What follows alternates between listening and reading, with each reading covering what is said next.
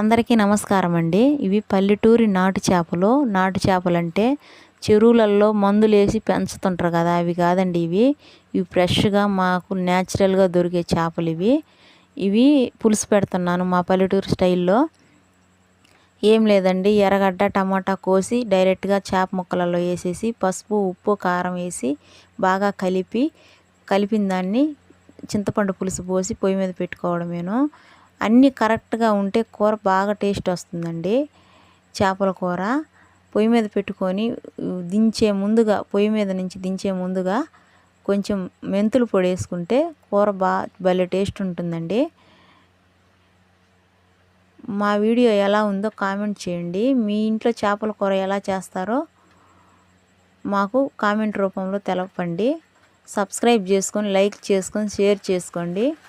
మమ్మల్ని ఆదరించండి. వీడియోలో ఏదన్నా పొరపాటు ఉంటే క్షమించండి. ఇదండి వీడియో.